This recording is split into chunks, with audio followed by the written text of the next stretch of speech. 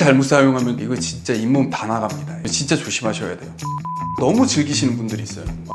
뭐 이런 것들 물고 뜯고 하는 게 너무 재밌고 이 맛으로 먹는 분들도 있는데 지금 관리 못하면 나중에 진짜 잘라서 드셔야 되거든요. 치아는 정확히는 세 개로 구분이 되는데 범낭질, 상아질, 백악질 뭐 이런 식으로 좀 구분을 하거든요. 일단 우리가 눈으로 보이는 바깥쪽을 감싸고 있는 걸 범낭질이라고 하고요. 그 안에 있는 부분을 상아질이라고 합니다. 범낭질은 상아질을 좀 보호하기 위한 부분이라서 엄청 딱딱하고 이 부분이 한번 뚫리기 시작하면 이제 상아질까지는 충치나 이런 부분들이 되게 빨리 퍼져요. 그래서 생활 습관에 따라서 이 치아의 마모는 더 진행될 수도 있고 덜 진행될 수도 있어요. 이 가는 분들이 제일 안 좋은 것 같고요. 두 번째는 이제 좀 딱딱한 거 너무 즐기시는 분들이 있어요. 뭐 아몬드, 오돌뼈 뭐 이런 것들 질긴 것도 좀 비슷한 것 같아요. 치아끼리 계속 으깨면서 왔다 갔다 해야 되니까 치아 두 개가 둘 다 딱딱하니까 부딪혀서 마모가 되는 거거든요. 그 사이에 또 딱딱한 게 들어가면 당연히 더 마모되는 속도는 빨라질 것 같고, 그리고 이를 악무는 건 우리가 이제 치아를 물면 치아가 완전히 포개지질 않아요. 치아 사이에 공간들이 더 있단 말이에요. 근데 이걸 계속 힘줘서 더 물다 보면 이 공간이 메꿔지려고 하면서 치아가 더 안으로 들어가려고 하고, 그러다 보면 이제 빠드득 빠드득 하면서 범낭질이 마모가 되는 거죠. 손톱도 어떻게 보면 뼈잖아요. 이런 부분을 계속 물어 뜯다 보면 치아끼리 마모가 되기도 하고, 뭔가로 따는 걸 좀 보여주려고 막 이로 따고 막 하다 보면 치아도 깨지고, 뭐 그렇게 해가지고 응급치료를 받기 위해서 오시는 분들도 되게 많아요. 치아도 좀 회복할 시간이 필요하잖아요. 뭐 이런 부분들이 좀 반복되다 보면 치아에 마모되는 속도가 좀 빠르니까 물고 뜯고 하는 게 너무 재밌고 막 이 맛으로 먹는 분들도 있는데 지금 관리 못하면 나중에 진짜 잘라서 드셔야 되거든요, 전부.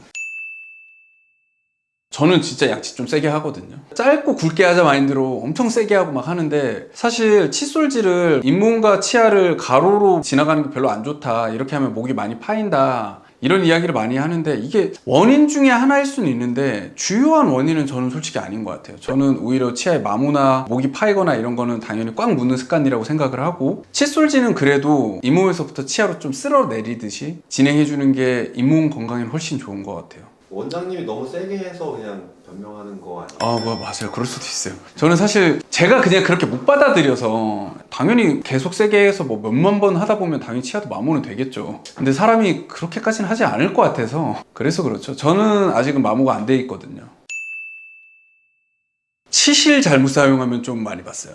약간 치실을 위에서 넣을 때 이제 잘 안 들어가니까 톱질하듯이 치아 사이로 밀어 넣고 밑에서도 톱질을 하는 분들이 있어요. 이거 진짜 잇몸 다 나갑니다. 이거 진짜 조심하셔야 돼요. 치면을 따라 내려갔다가 치면을 따라 긁고 올라오면 끝이에요. 치아를 깨끗하게 하는 거지 잇몸을 깨끗하는 게 아닙니다. 치아에 붙어있는 것들을 제거하는 게 치실이고, 잇몸 마사지나 이런 건 칫솔로 좀 많이 해주는 게 좋아요. 잘못된 사용으로는 또 치간 칫솔 사용하는 게 있는데, 치간 칫솔은 이제 치아 사이에 저희가 얘기하는 블랙 트라이앵글이라고 사람들이 좀 흔히 얘기하는, 여기 치아 사이가 너무 검게 공간이 있어요. 이 부분이거든요. 이 사이를 치간 칫솔로 넣어서 닦아주면 이제 잇몸 마사지도 좋고 양옆 치아도 닦고 정말 좋은데, 이거를 보고 넣으면 잘 넣을 수 있는데 안 보고 넣으면 가끔 잇몸을 찌를 때가 있거든요. 이럴 때 잇몸에서 또 피가 나요. 그럼 환자분은 잇몸에서 피가 나네, 이거 왜 이러지 하고 또 병원을 오세요. 제대로 사용했을 때 나는 잇몸에서 피는 오히려 되게 좋아요. 내가 잘 사용하고 있다는 증거고, 여기에 좀 염증이 있었고 내가 지금 그걸 긁어냈다는 증거니까.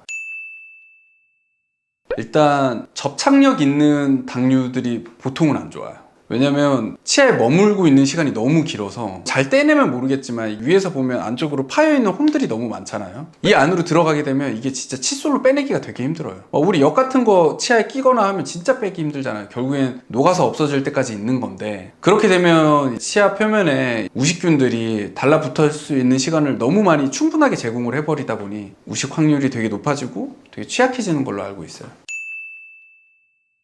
웬만해서 고름이 나왔을 때 배출이 돼야 낫기는 해요. 그 안에 있는 세균이 계속 머물러 있는 거니까. 그 안에 있다 보면 뼈가 녹고 뭐 이런 부분이 나중에 문제가 될 수 있거든요. 근데 환자가 본인이 이 농을 짜는 게 쉽진 않아요. 정말 아프고 이게 원인이 뭔지도 모르고 제대로 짜지 못하면 상처만 나고, 이랬을 때는 그냥 병원 오시는 게 낫습니다. 보고 확실하게 좀 염증도 제거하고 약으로 좀 컨트롤하면 훨씬 좋아지실 거예요.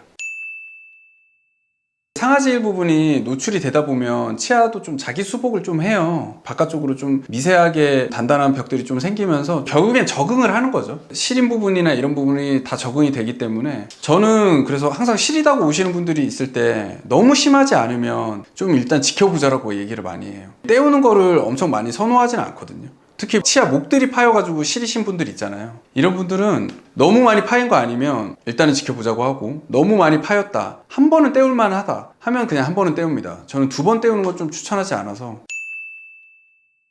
우리가 마모된 거를 냅두다 보면 범낭질이랑 상아질의 경도 차이가 있다라고 했는데, 범낭질이 다 닳고 나면 안에 있는 상아질은 되게 진짜 빨리 닳거든요. 그러다 보면 이상하게 어금니에서는 안으로 움푹 파여요. 앞니에서도 움푹 파이는 경우들이 좀 있어요. 이런 분들은 이제 더 파이다 보면 이게 신경까지 닿기 때문에 단순히 마모를 그냥 좀 방치했다는 이유만으로도 뿌리는 건강한데도 불구하고 신경치료를 해야 되는 경우들도 있어요.